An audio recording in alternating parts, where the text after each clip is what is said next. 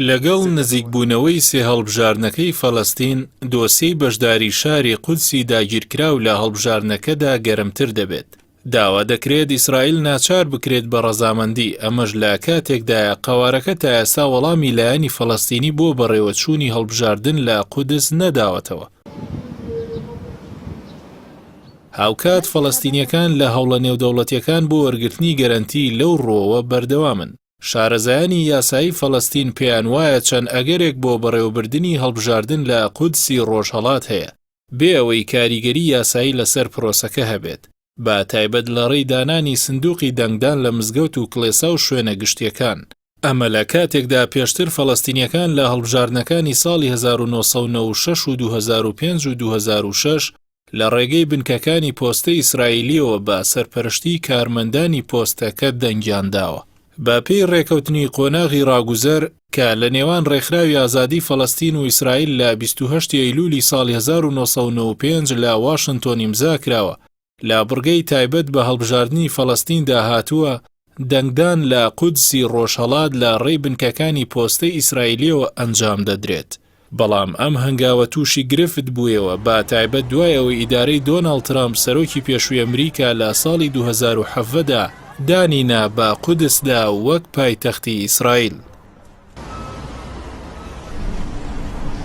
لە ئەگەری پابەند نەبوونی ئیسرائیل بە ڕێکەوتنەکانەوە، حاتەم عەبدولقادر ئەندامی ئەنجومەنی شۆڕشی بزوتنەوەی فەتح پێی وایە دوو بژاردەبوونی هەیە. یەکەم گۆڕینی هەڵبژاردنەکە بۆ جەنگێکی بەهێز لەو شارە، بژاردەی دووەمیش دواخستنی هەڵبژاردنەکان یان ڕەتکردنەوەی.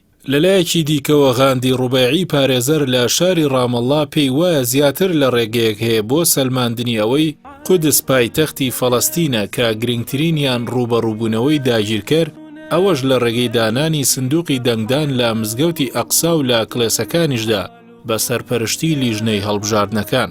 ئەو پارێزەرە ئاماژە بەوەش دەکات بیرکردنەوە لە دانانی سندوقی دەنگدان لە ناوچەی بابەلعەمود کە یەکێکە لە دەرگاکانی قودسی دێرین، تەحەدایەکی گەورەیە کە نیشانی دەدات چۆن ئیسرائیل ڕێگە لە فەڵەستینیەکان دەگرێت بۆ پیادەکردنی مافەکانیان. لەلایەکی دیکەوە حەنا عیسا دیپلۆماتکاری پێشووی فەڵەستین و مامۆستای یاسای نێودەوڵەتی دەڵێت مادەی 115 لە یاسای هەڵبژاردنەکان کۆتایی بە ڕێکەوتنی ئۆسلۆ هێناوە. بۆ ئەنجامدانی دەنگدانیش بە بڕوای حەنا، دامەزراوە فەڵەستینیەکانی ناوخۆی قودس باشترین شوێنن.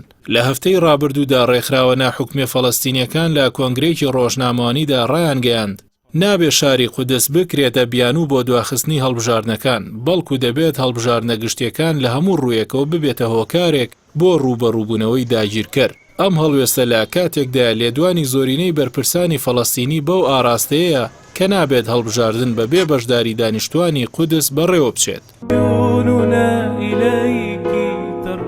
دانیشتوانی قودسی داگیرکرا و 340,000 کەسن، لەو ژمارەیەش 89,000یان ناویان لە تۆماری دەنگدەراندا هەیە. بڕیاریشە هەڵبژاردنەکانی فەڵەستین بە 3 قۆناغ بەڕێوە ببرێت. هەڵبژاردننی یاسادانان لە 22 ئایار و سەرۆکاتی لە 31 تەمووز و هەڵبژاردننی ئەنجومەنی نیشتیمانیش لە 31 ئابی داهاتوو.